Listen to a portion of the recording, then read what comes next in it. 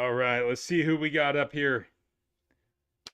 Can't wait to talk to you guys. Good evening. Hope everybody is having a great Friday. And we got everybody out there in YouTube land ready to tune in. I'm a little bit behind schedule tonight just because I had some stuff to do. Had to put the grandkids to bed, everything else, and make sure they get taken care of and squared away here. So set the phone aside. We got a lot of stuff to cover.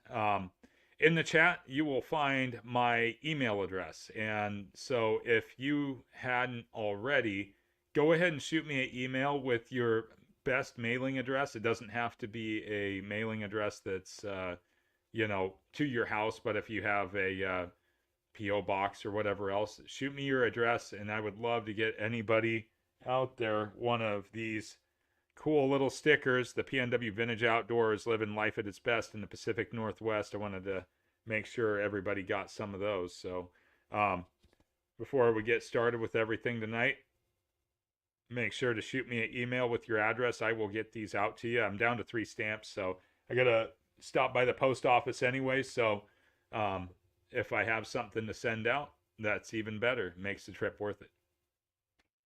So we'll see who decides to join and pop on here.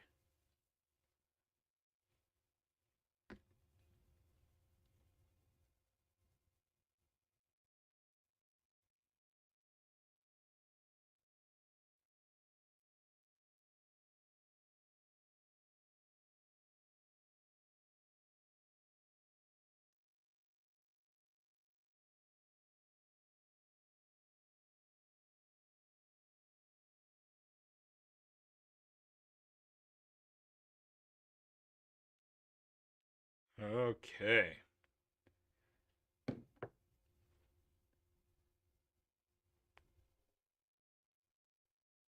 Give this a few minutes, get a couple things squared away here. Hopefully, get a couple folks popping in.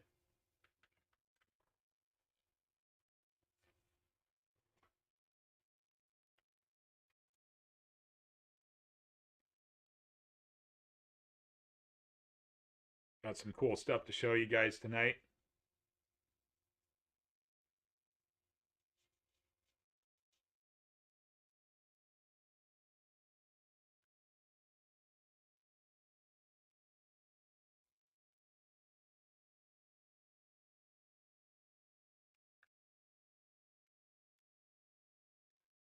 Mr. Earl, how you doing tonight? Can't wait to see you tomorrow. I think we're gonna have a good day. It's gonna be real good.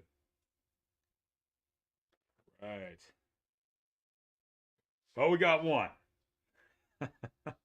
I shot out a couple messages. I actually had Mike from Fisherman's. He hit me up. He's like, "Hey, you gonna be live tonight?" He calls it the podcast. Oddly enough, I guess it's just me being a talking head. But whenever you drop it out there, Earl, there's like always a flood of people. I know Pontoon Jody's doing a live also. Hers started at 6. I don't know how long her lives typically go. I'm trying to keep mine down to an hour or so.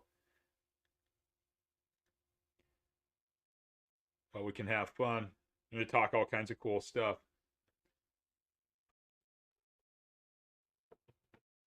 Kayla's pretty excited too. Oh, small water charters. Okay. Yeah, him and Ted. Oh. they're actually out fishing like we wish we were. Amanda and Booster, how's it going? Thanks for stopping in. I'm gonna swing over and make you a moderator if I haven't already. Let me just double check everything here. I want to make sure that we got everybody on here that is a moderator. And of course, Natural State Fishing, they're tying up stuff.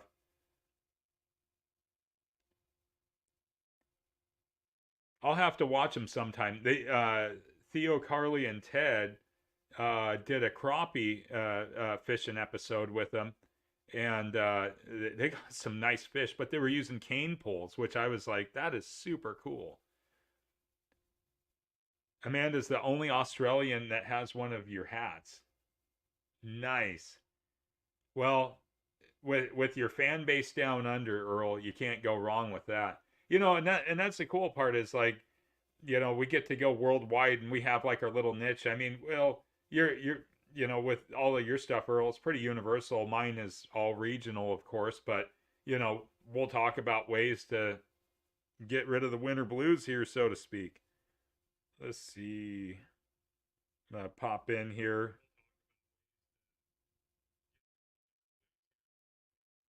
Get in here.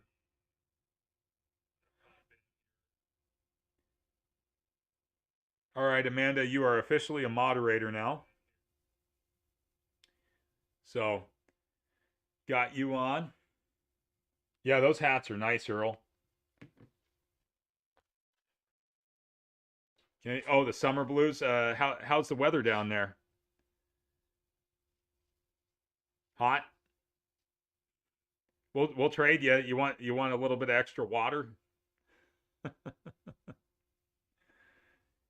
Excellent.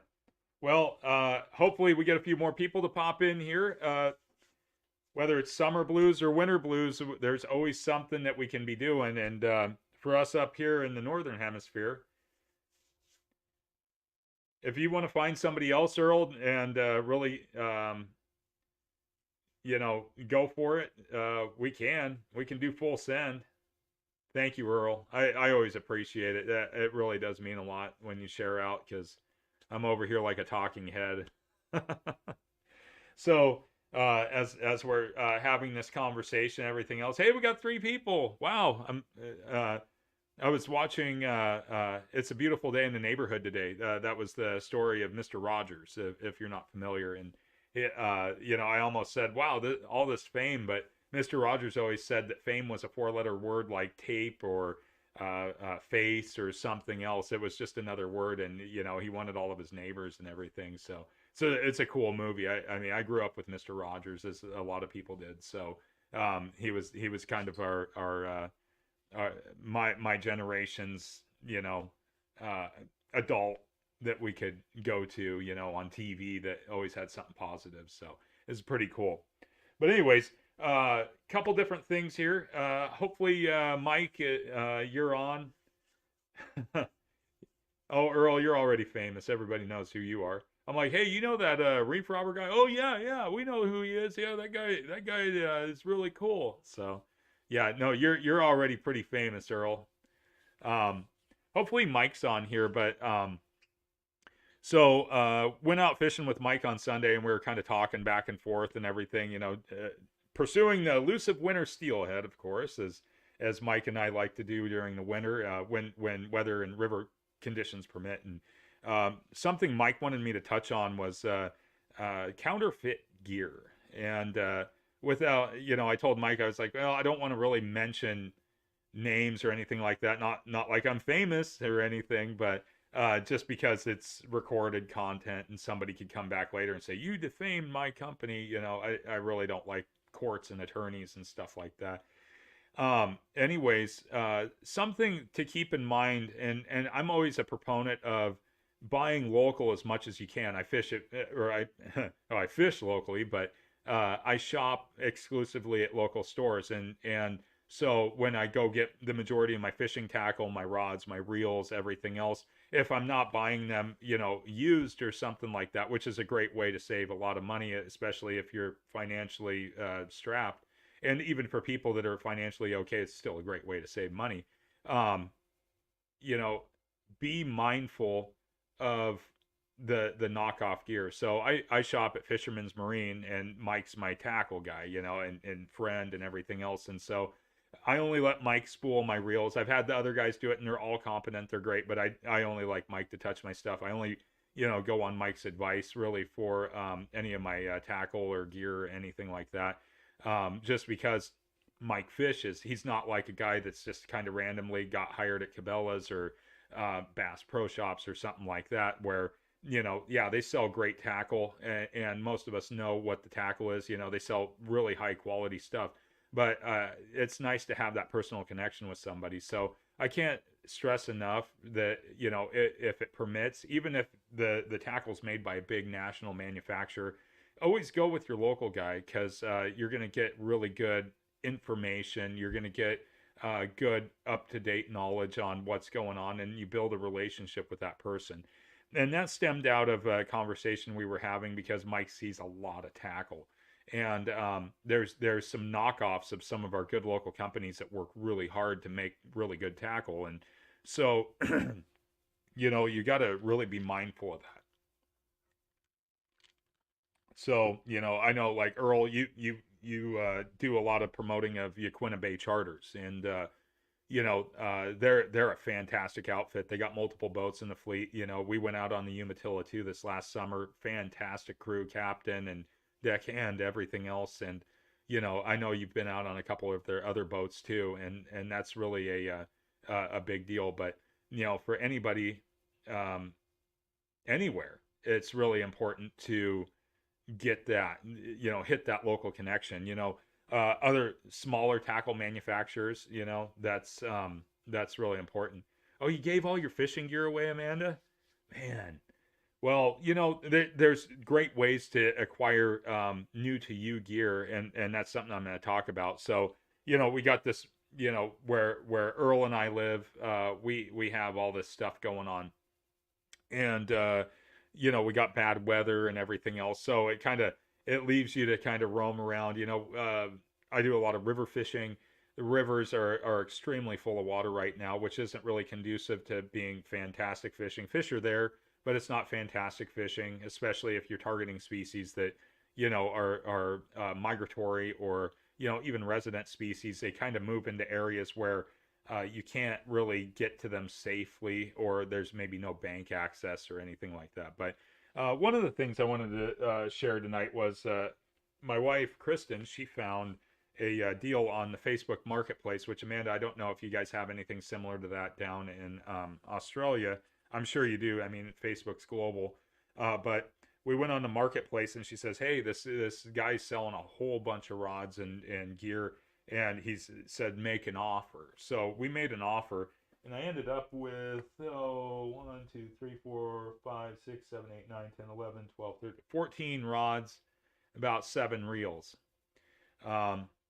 Yeah, it is going to rain all day pretty hard, but that's why we got rain gear.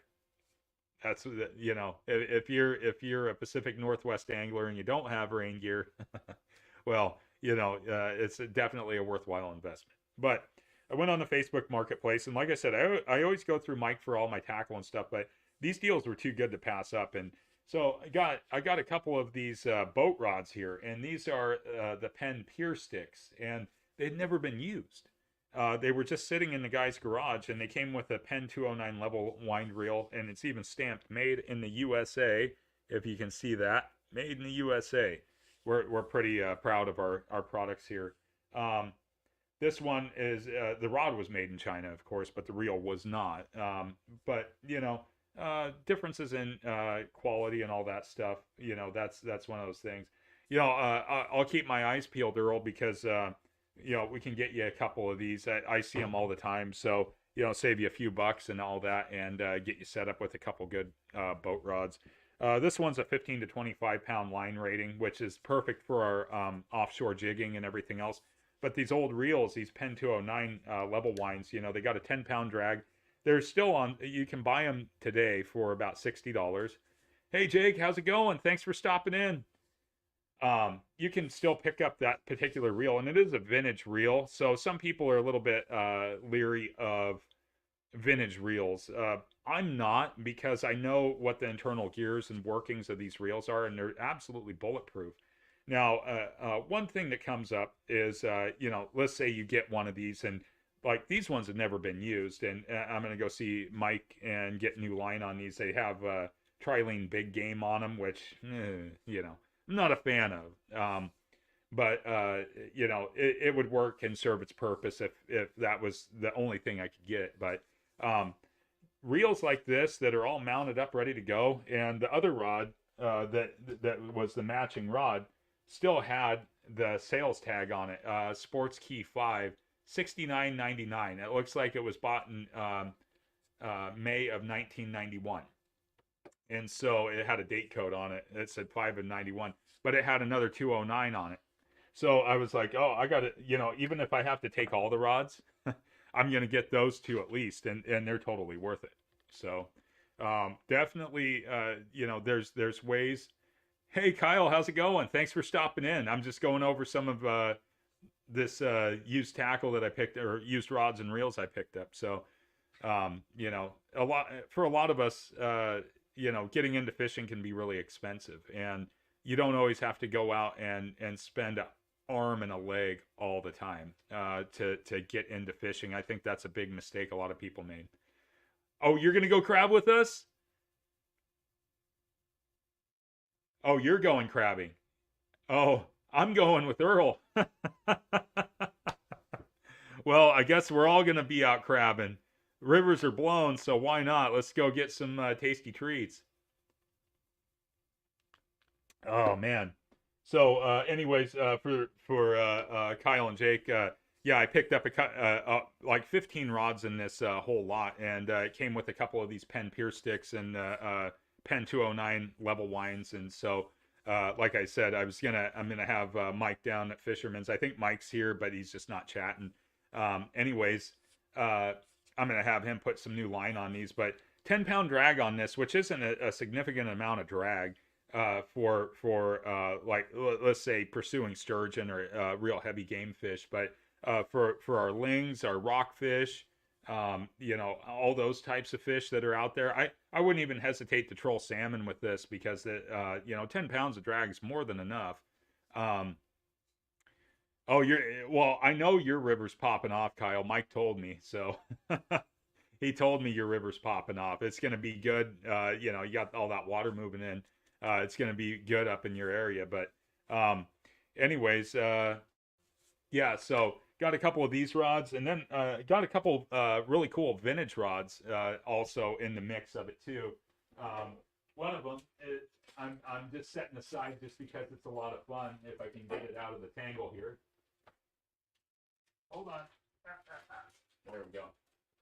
So just for grins, because they were Kmart garbage, and I thought, well, it'd be kind of fun to go catch something on some Kmart garbage.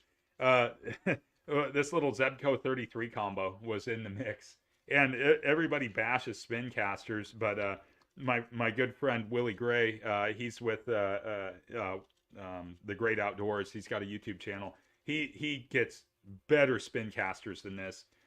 He gets Johnson Centuries and like the Shakespeare's and stuff like that, and he rebuilds them and he does stuff. But just for fun, I want to take this little rod out and go pop some bluegill and crappie and bass with it. So I got some 10-pound on there right now. So I got some what brand did I put on here? It wasn't Ultra Green. It's Izorline 10-pound that I went ahead and spooled up on this, and it's rated for 10-pound. I could probably get better casting distance with 4-pound, but I figure if I'm out in the boat and I mark some crappie and some structure, just go ahead and pop that. So definitely kind of a cool old fun, it's in a stack of reels. There's also a Zebco 202 that I turned into a wall hanger just because it looks so cool. So yeah, so the Zebco 33 got that in the mix. Got a couple other older vintage rods too that the identification was wore off. So but yeah, all in all, 15 rods and 7 reels. Some of the reels were just completely gone.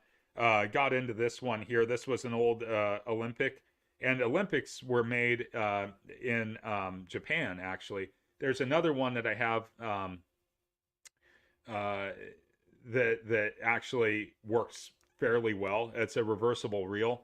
I might play with it a little bit with maybe some trout or some bass or something like that, just to kind of give it a test fire. But I do have it on an 8.5-foot rod that came in that lot of stuff. And then I got a 10-foot Beechcraft. It's a surf rod. And then I also got an Eagle Claw Surf Beast in that mix too, which would be another fantastic bottom jigging rod for inshore with a spin reel and everything else. So spending these rainy days just kind of dinking around and playing with some different stuff and finding some older used gear that was just collecting dust. Oh, you got a South Bend bamboo fly rod. Oh yeah, yeah, yeah. The Sears and Roebuck rods. So is it a Sears and Roebuck or a J.C. Higgins? Because J.C. Higgins did a lot of stuff. I can't remember if it was for Sears or for Montgomery Ward's. There's two there's two stores you don't hear a lot about anymore. Um, but the J.C. Higgins, my dad has one that was my great grandpa's, and it's actually a glass rod. And that was another one that I got in the mix. Was I got a little hold on a second here. I just got rods stacked all over the place. I got this little 8.5 foot Mohawk fiberglass fly rod. So it doesn't give a line weight rating. Oh, it is Sears and Roebuck. Okay. So, because I know that they had ones that were made like by J.C. Higgins and everything else, but this little 8.5 foot glass rod is going to see some action this summer, especially on panfish. It's an interesting little rod, but it's glass. I don't want to flex it too hard because I don't know what the condition of the glass is, but all the rod eyes are wrapped really tight on it, and it was in pretty good shape, actually. I cleaned it up, and the way that I clean these up is I just I hit them with Lemon Joy, which is kind of like oh, the Head and Pal, yeah. Those are classics too, man. Hang on to those. Um, so I just hit these with Lemon Joy, just like you would with any of your lures or cleaning up your boat or anything else. Lemon Joy is like the secret weapon of every angler. You got to have Lemon Joy. But I do have an old automatic fly reel that was given to me by a friend, and I'm gonna put that on this, and so you can peel out the line, and it has a locking pawl. So, and then when you want to retrieve it, you just hit a button, and it retrieves the line automatically.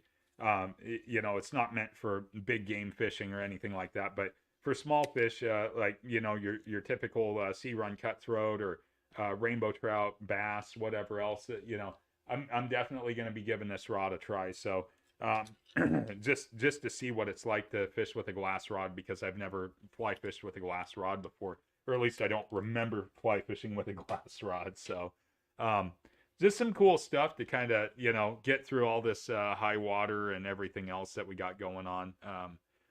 But there's definitely some opportunity out there for sure. Let's see here. So yeah. So another thing that I started tinkering around with was making my own crab snares. And so I made, a lot of people would say, well, that's a pretty jumbo size snare. And even when I sent a picture to Earl through text, he's like, man, ain't that a little big? But my idea here is to go with a larger bait cage on it. I haven't put the rubber band to hold down the door yet, but I wanted to go with a little bit bigger bait cage. That way I could, put like a quarter of a shad in there, or I could put a couple chicken drumsticks and baste them up with the Potski nectar or the smelly jelly crab sauce.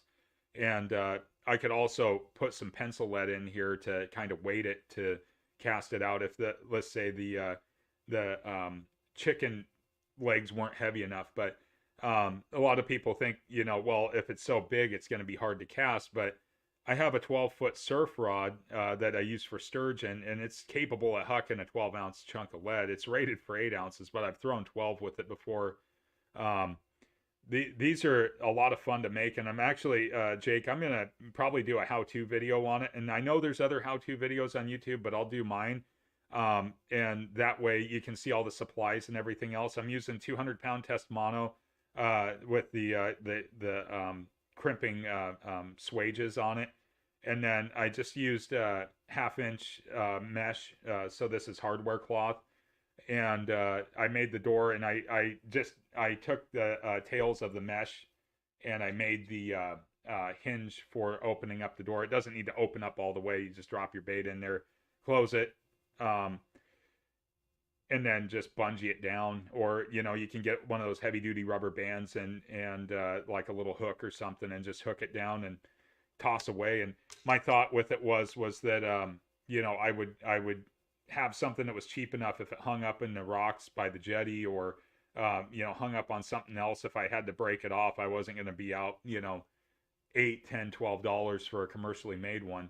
The only other thing that I might do with this is actually plastidip it.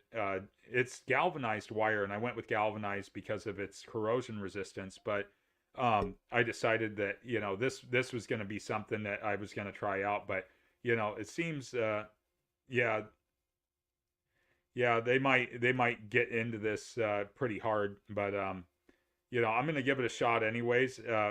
From what I've experienced just through using the Crab Hawk, they're there pretty quick, and they start nibbling on it, and then you just jerk and set. That's been my experience with it. But if I have to, I'll go up to hog panel and get like hog wire, or I'll just get standard galvanized wire and weld it together and do all that kind of stuff.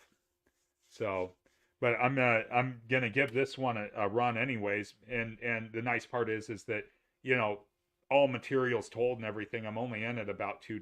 So in a little bit of time, went ahead and rigged up another section of this 200-pound test mono.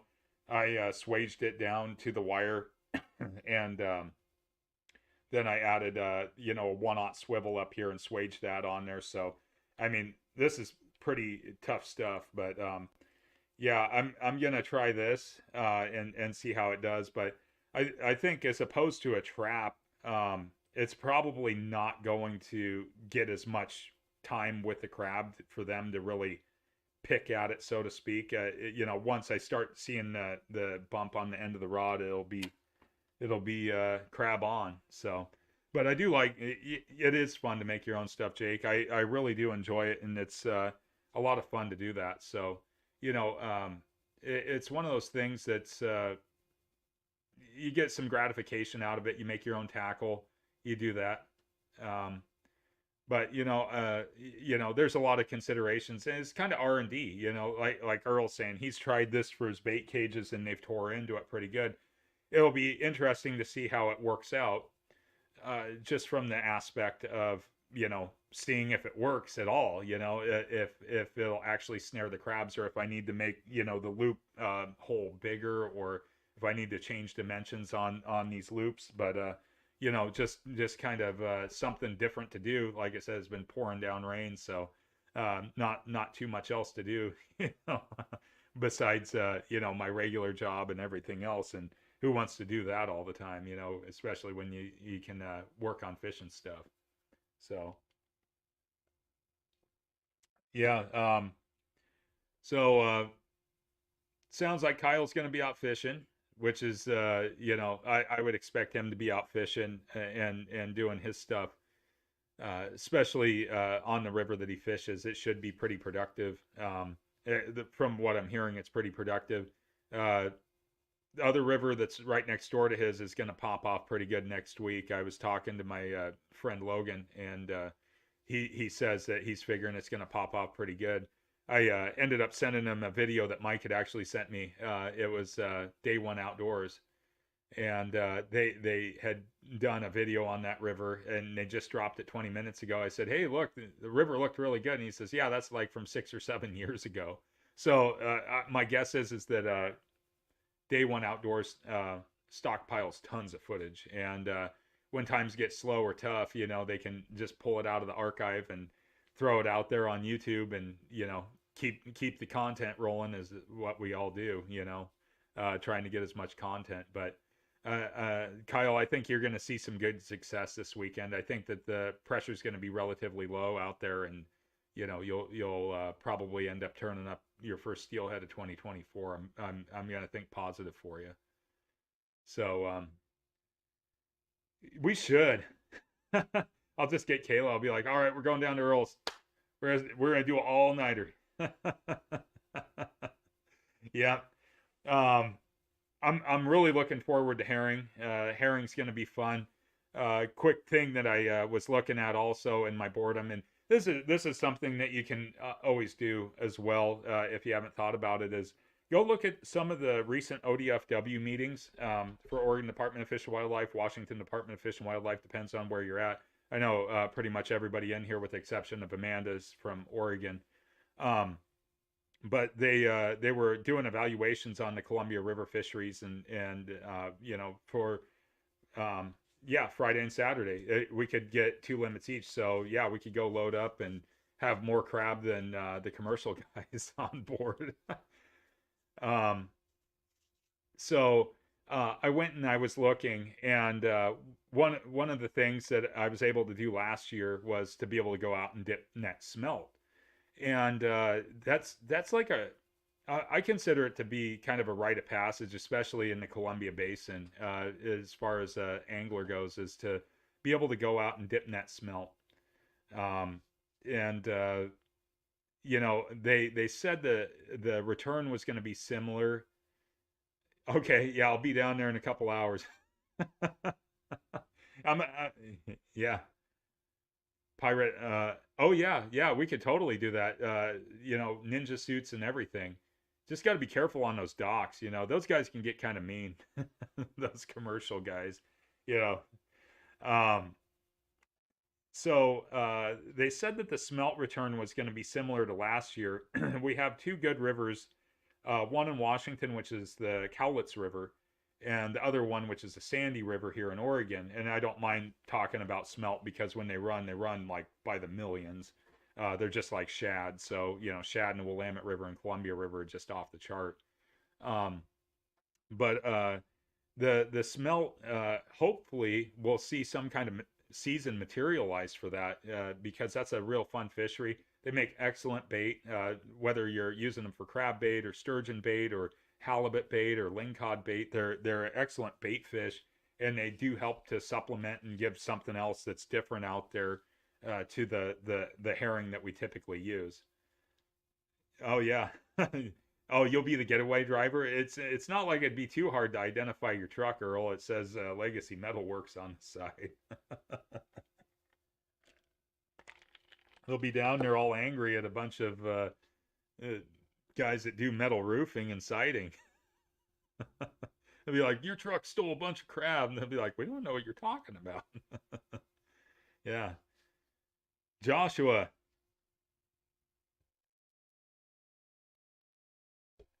Thanks for stopping in. Well, you know, so yeah, just trying to get over all this stuff and you know, get through all this bad weather and everything else. It's quite the ordeal. And you know, right now, Jake, you and I were kind of conversing back and forth during the video earlier about going sturgeon fishing, and you know the Oh, no, I texted Earl earlier this morning, and it seemed like he was probably pretty busy, but he did get back to me pretty quick. So, uh, on the road, um, but we were talking about sturgeon fishing, and uh, you know, we the river is cranking so hard. I would be worried about anchoring right now. There's times where anchoring in high water isn't necessarily an issue, but where the sturgeon have been as of recent, the river really gets raging, and you know, anchoring safety in a river is a big deal because especially a tidally influenced river, it's not like you get a rapid tide exchange like you do in a bay. It's a slower tide exchange, but the amount of debris that's coming down the river right now is incredible. I mean, there's literally whole trees flowing down the river. So you know, coming off anchor, trying to dodge those, hoping it doesn't get into your anchor line and just take your anchor away. Uh, you know, that happens on a pretty frequent basis, and a lot of folks, you know, that during the spring Chinook season at Anchorfish, they have to come off anchor pretty quick, and you know, it's kind of a bad deal.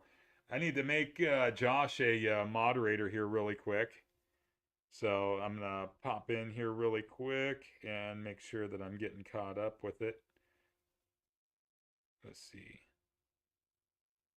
There we go. So Josh, you can share out links and do all that kind of stuff. So that's all there, all together. So welcome in, and thanks for stopping in on the live here. All right. So what else has been going on? So Earl and I and my daughter Kayla, we're gonna go out and do some crabbing tomorrow. I'm really excited to be on Earl's boat out there in the bay. It's gonna be a lot of fun. A lot of people shy away from crabbing with high water coming out of the rivers and stuff, but there's something to be said for getting out there and putting in the effort. That's for sure, and trying to do the good stuff. So you know, get out there and see if we can't get on a few crab while we're out there and doing all that. Yeah, definitely. I need to get your. Here's my email, Kyle. Uh,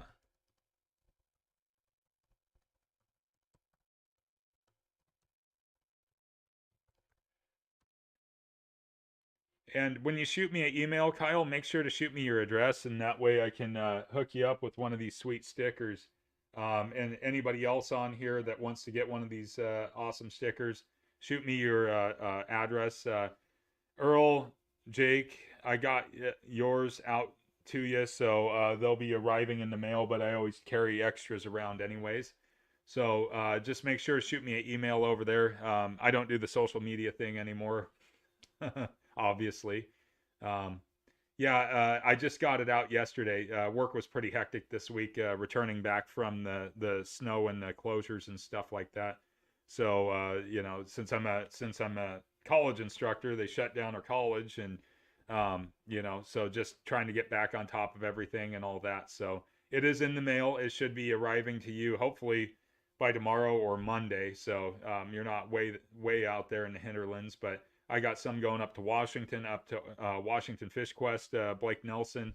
If you haven't checked out his channel, he's got a fantastic channel. He's one of the original fishing YouTubers, and the one thing about Blake is he just does it for fun. He's not monetized or anything else. Yeah, definitely, Earl. I need some more of your stickers, and that way I got more things to decorate with it. You got a special spot in my boat already. So, but I definitely I should probably start a sticker board. That way, I can cover up the background, with the old 8-horse Merc here and all the fishing rods and everything. Need a sticker board. Um, so, but yeah, tomorrow I'm really looking forward to it, Earl. It's going to be a lot of fun. We're going to have a great time out there and do this whole thing and get on some crab. I've been looking forward to it for a long time. So, but yeah, the kind of going back to that whole smelt dipping thing and everything else, they were talking about the Chinook numbers up to Columbia and all that, and so it looks dismal right now, but it looked really good last year according to the numbers, and then spring Chinook kind of slid off into the all that stuff. The reef robber crew. There we go, crabs. Um, are you sure you can keep up with reef? Yeah, I can.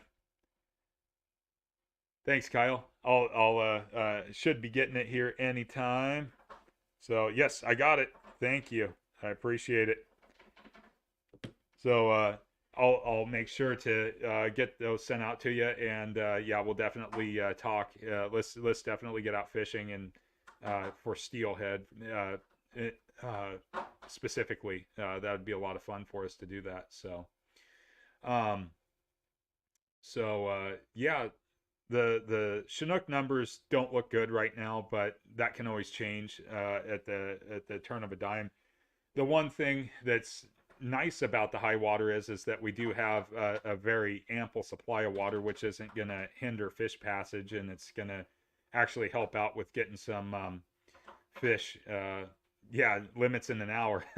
Hey, I'm okay with that. We get out there, we drop pots, and we're pulling pots, and we're stacking up, and I'm ready to sweat out some crab. That's for sure. But I'm not gonna let them pinch me. I'm not a fan of that. I know that you got your thing going with letting the crab pinch you. Yeah.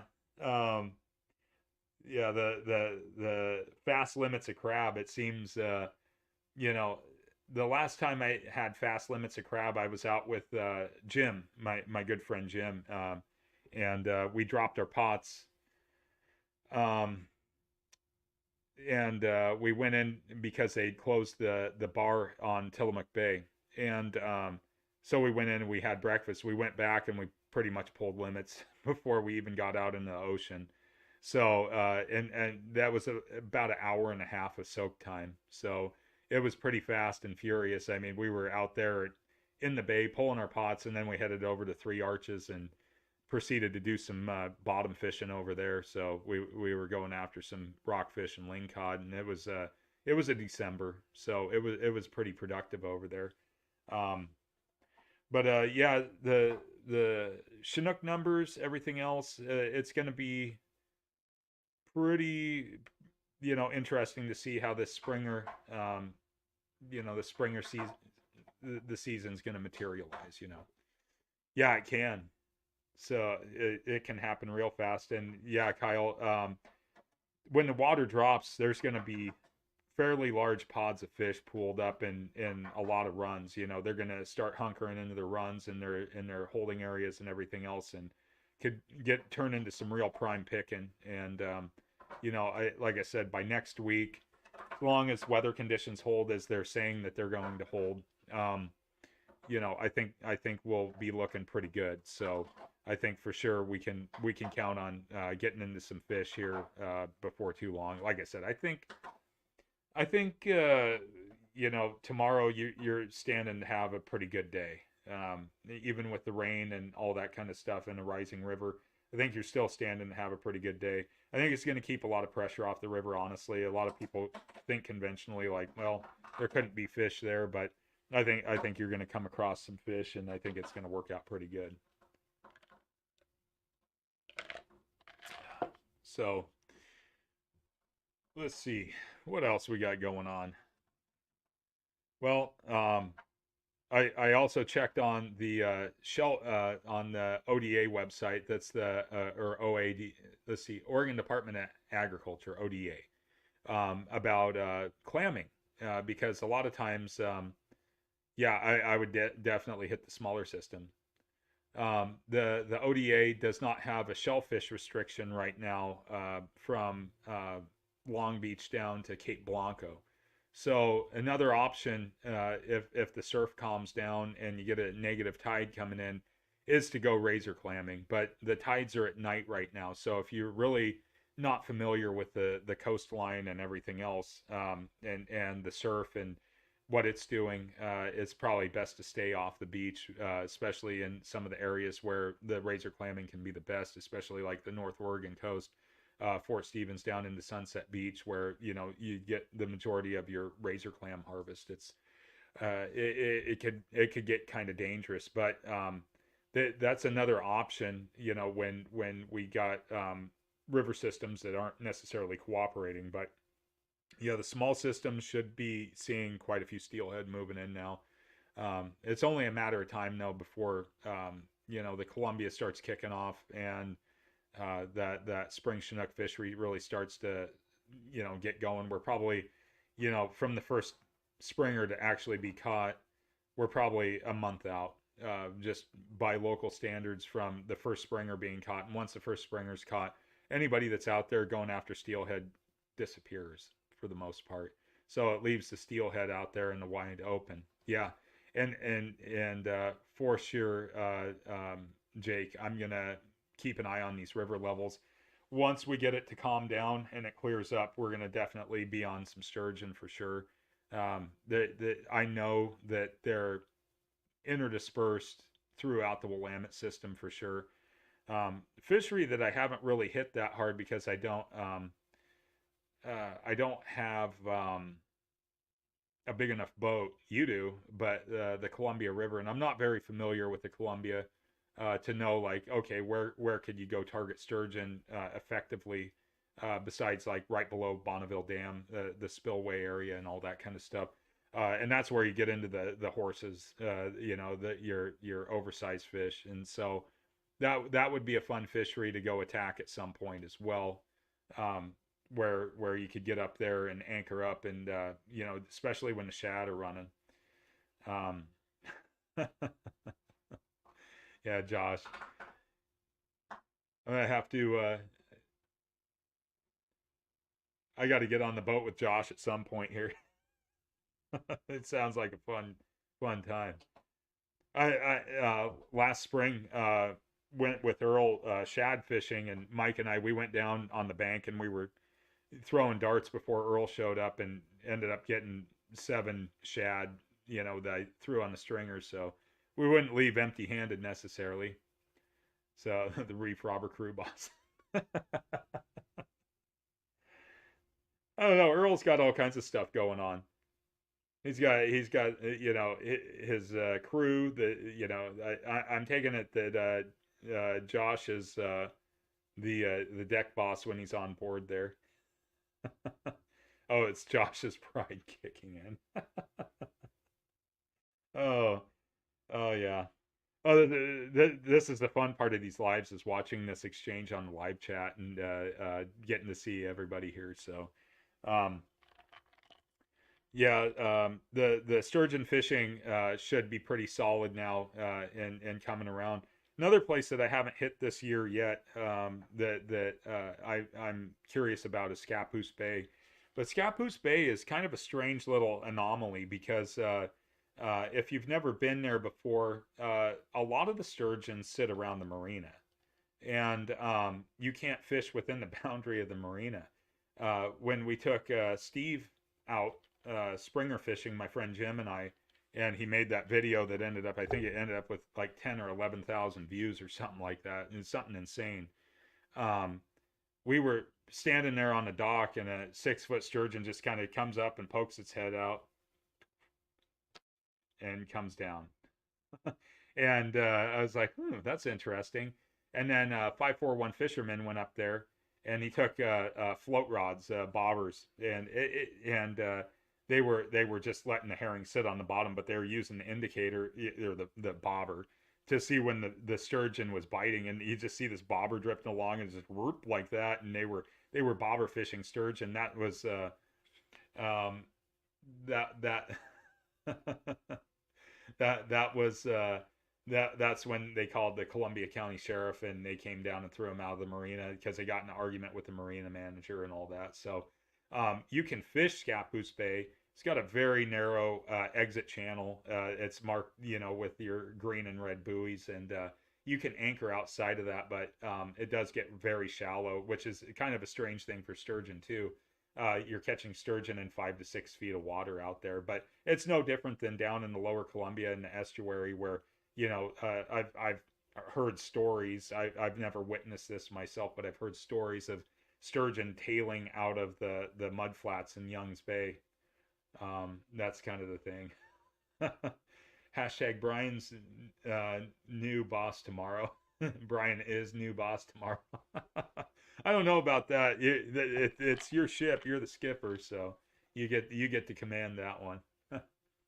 Yeah, Josh is your boss. I know him. Yeah. Oh boy. Oh, you gotta love the salt crew here. That's the best.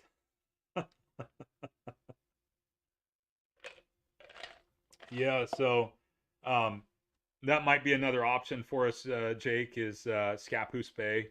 That could be a pretty good sturgeon fishery. There, it does get piled up with sturgeon. It's kind of like Jurassic Park, where early in the season, and that's Swan Island for those of you that don't know.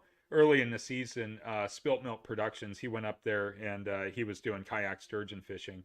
Oh, that brings me to another side subject, but I'll finish this first. He was kayak sturgeon fishing, and uh, you want to time him out? He's not dropping any offensive links, though. This is kind of the go back and forth. Spilt Milk Productions. He got pictures. Yeah, definitely, Jay. We'll definitely do that. He got side image pictures of literally thousands of sturgeon sitting down on the bottom.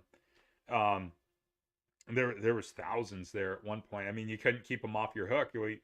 there again, going out with Dave Eng and one of his clients. There's a 24 fish day. It was just absolutely off the chart, and we even had one grab. It would have reminded you of a salmon grabbing offshore. It just throttled the rod and took off with the bait and everything. It was pretty cool. But yeah, the all the other good stuff there, with the sturgeon moving around. Scappoose Bay is a lot like that, where they'll just all keg up there for no apparent reason. Same with the Multnomah Channel. Well, why can't you go crabbing, Jake? You got work or other family commitments? My wife's working overtime. Otherwise, I'd probably wouldn't be. Unfortunately, her job is backed up also from the snow and ice storm, and they're not seeing a light at the end of the tunnel. Yeah, definitely. Well, I know Earl's entitled to a trip as well. Oh, it's your son's birthday. Yeah, that's pretty important. Definitely. Um, I got to get you guys all up here, even Kyle, to do some sturgeon fishing. It's a catch and release fishery. You don't get to take one home, but it's a real fun fishery. Oh, your son's turning 34. Right on. Well, happy birthday to your son. So that's pretty cool. You guys will have a great day together. Um, yeah, the catch and release sturgeon fishery. It's something that I want to see stay alive because it is a great recreational opportunity, not only for guys with boats but people on the bank too. It's a fantastic fishery, and it's a lot of fun. You get the chance to lock horns with some pretty big fish. Um, is he a grandpa yet? I am. The grandkids were just running around, so they both went to bed. So they're already in bed. So I would have had my oldest grandson. He could have came out. Oops, turning 11. Okay, well, either way, early happy birthday to him. And like I said, you guys are gonna have a fantastic day. So that's awesome. So birthdays are always fun. Yeah, I was gonna have him come out and say hi to everybody, but he ended up deciding that it was time to go tuck into bed. So he's bedded down, and the youngest he always goes to bed. He's got his bedtime routine hammered out finally. So that's nice. Grandma and I we can not have to deal with screaming babies anymore. So that's that's always a nice part. But yeah, so a lot of things that we can do on these nasty days: tie up tackle, organize our tackle, find some rod projects to do, dink around with some DIY crab snares, that may or may not work, but you just never know. You got to go out there and give it a shot anyways, and see what happens with it. So that's kind of the fun thing. Looks like we bumped up to 8 people again. We got 8 folks in here. Yeah, so I'm taking my youngest daughter Kayla crabbing, and if you've seen any of my past videos with her, she likes to fish a lot. She doesn't get the opportunity to go as much. She graduated high school 8 months early, and so she started working full time, and she works at a retirement home in the kitchen. She's like a prep cook, and so oftentimes she's working, you know, like a 10 a.m. to 7:30 p.m. shift, um, and so she doesn't get the opportunity to go out as much as what she was before when she was in school, full time and everything, and where she didn't necessarily have as heavy of a work obligation, but she definitely enjoys being out on the salt water. That's something she said, you know, something I'm going to do one day is I'm going to get myself a big enough boat that we can go out in the ocean and fish and do all this other stuff. She really likes ocean fishing and crabbing, and she's not necessarily a fan of the river fishing. She does like sturgeon though. She loves sturgeon fishing, and she loves bass fishing. That's one of her favorite things to do, is to go after smallies. And so some people say, well, those are the easy fish to get. Well, those are the fun ones to get too. Smallmouth bass, man, what a little river tiger. They're just so much fun, especially it's such an active fishery that you're not always having a drop shot. A jerk bait or a crankbait's just yeah. Hey Jake, you take care, and thanks for stopping in. I really appreciate you being here.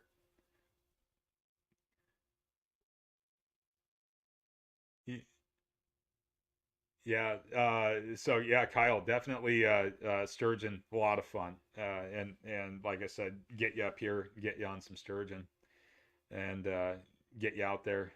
So, but yeah, those little fisheries like that, they're a lot of fun. And yeah, Kayla, she's gonna have a pretty good time. So she's gonna she'll definitely have fun out there. I think it's a fascination between the process of catching and what we're catching. The crab and just the diversity of marine life that you can get while you're out there. That's kind of the fun part of it. And when we're bottom fishing, you have that opportunity too. You never know what you're going to reel up. It's always something that you don't know what's going to happen with it. So, um, but anyways, folks, well, it's getting to be that time. I'm going to have to get up nice and early so I can be down to Earl's house, so we can get on the road to the bay and go get those crab pots out and limit out in an hour. uh, I'm not expecting that by any means, but just to get out there on the salt and get a little fishing in out there in the pouring down rain. It'll be just like the deadliest catch, Earl. It's gonna, hopefully not the waves, but we'll have the weather to go along with it. It'll be a pretty good time. So, but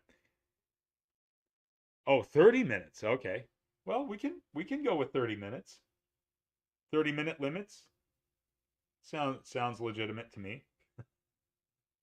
We go out there, drop the pots, turn back around, start pulling them, and have them all loaded up. 12 keepers each, all males. No sorting. They're all dinner plate size. I'd take that. That'll make it. No, I think we may have a little bit longer. And I don't know what your experience. You did fish during the last atmospheric river. Yeah, it'd be way too fast.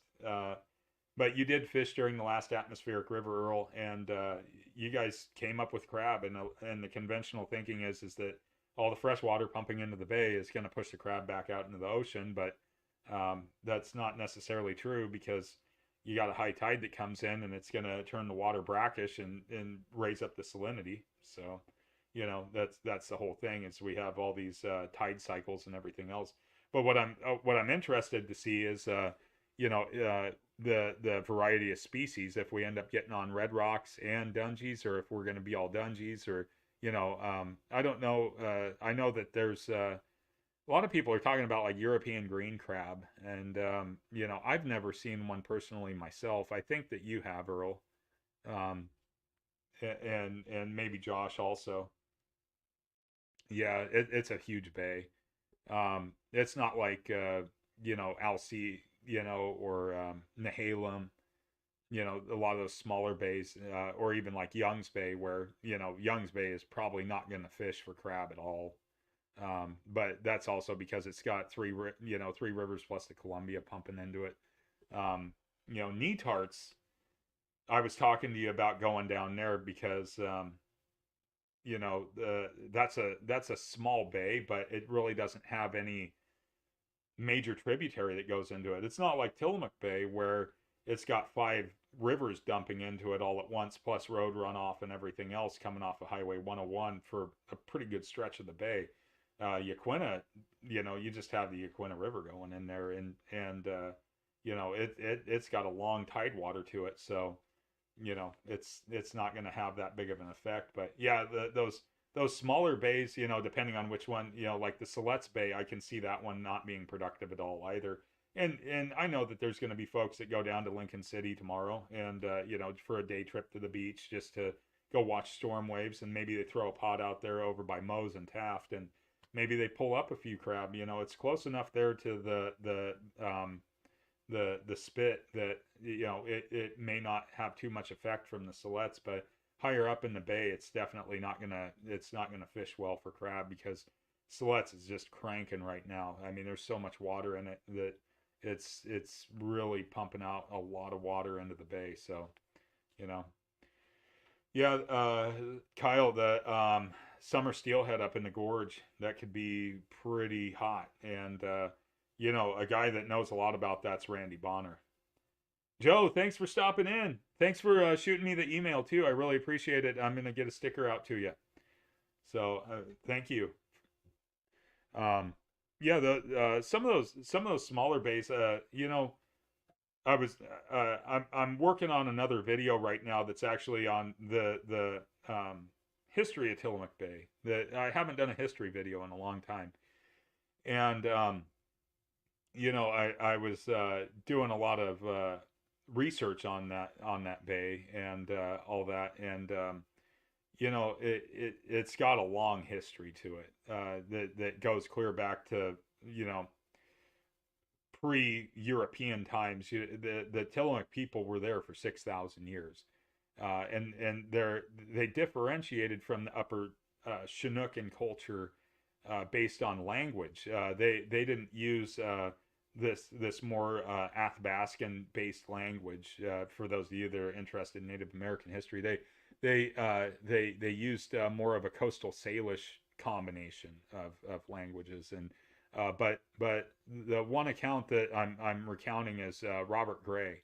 And for those of you that don't know who Robert Gray is, he was a merchant trader. He was a captain of a sloop called the Lady Washington on his first voyage up the west coast, and he set sail in October of 1787. So think about somebody sailing on a tall ship around the Horn of South America, all the way up to the west coast of the North America, and he sailed around the Horn looking for the Columbia River specifically, because he said it had been mapped. And of course, the Spanish had already been here early on as well, well before that in the 1600s, as a matter of fact. And there's always a story about the gold of Neahkahnie Mountain, which is a mountain that is there, kind of separates Nehalem Bay and Tillamook Bay drainages from each other. And they say that one of the Spanish explorers, it could have been Heceta, buried gold on that mountain somewhere. It's been a subject of a lot of treasure hunters. Nonetheless, he arrived at Tillamook Bay in August of 1788, and he had a deckhand from East Africa that had went ashore, and they were trading with the local natives and everything else. And he left his sword on a beach, presumptively maybe digging for clams in a mud flat somewhere over around the Garibaldi area. They were their anchorage was over by Bay City. That's where they anchored the Lady Washington, and so he was on shore. One of the natives found the sword, and he took it. And so then the deckhand went after the native, and of course, a larger group of natives came and surrounded him and three other crew members, and they started beating them. And the three crew members escaped to one of their smaller boats. They had a specific name for the boat. I can't remember what it was, but it was basically like a dinghy. They got into the dinghy and they headed for the Lady Washington, and Robert Gray ordered the swivel gun to fire on that group of natives. Well, that one crew member was killed by the natives, and they basically disembarked from the bay at that point. And he named it Murderer's Harbor. And like I said, if you know any history of Robert Gray, he didn't have the best reputation to be building relations with the native population up and down the coast. There's multiple accounts where he got into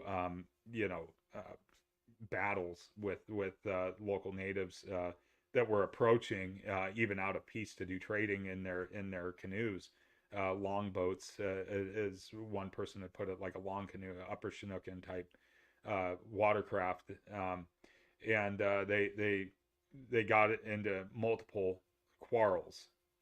Oh, nice, thank you, Amanda. You had to do the phone update. Cool.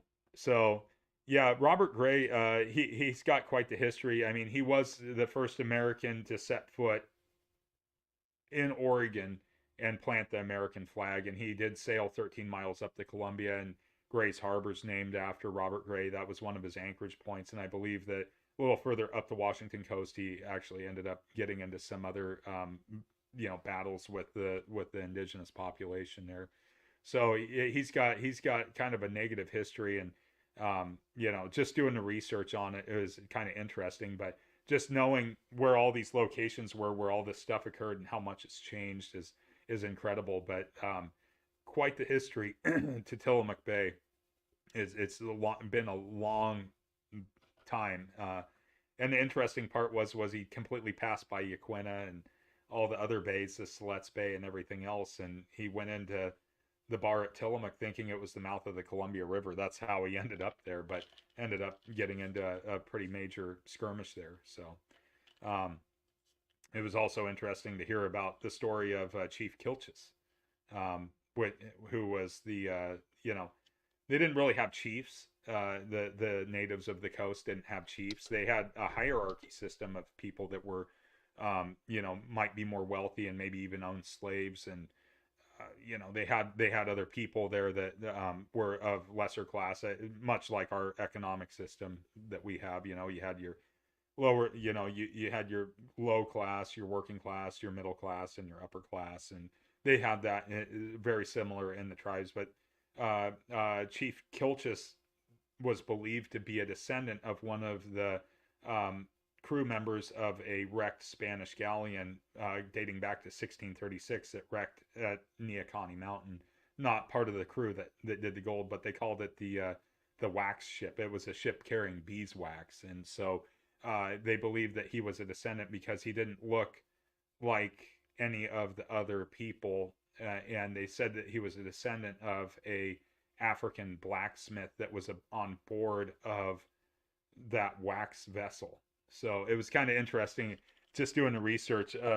You just go down a rabbit hole. So our coastal history here in the Pacific Northwest is incredible, and it's very long, and it outdates the United States and Plymouth colonies and all, the Plymouth colony and all that. So we've had people here for a long, long time, and we just don't realize it. So I'm working on that video. That one's going to take a while because there's a lot of citation to do in it too, and everything else. I want to make sure I give credit to where credit's due for the exhaustive research of the information that's provided there. So, going to be some really cool historic photos. Obviously, we don't have motion video of a lot of these folks, but I'll do my best to animate it and bring it to life. So but we do have a long storied history on the Oregon coast. It's pretty cool. So but anyways, everybody, I've taken enough of your time for this evening, and I really appreciate everybody stopping in and joining the conversation. So make sure to hit the like on the video if you haven't already, and I can't thank you enough for being here and chatting. So until next week, everybody, have a great night. Thanks for stopping in.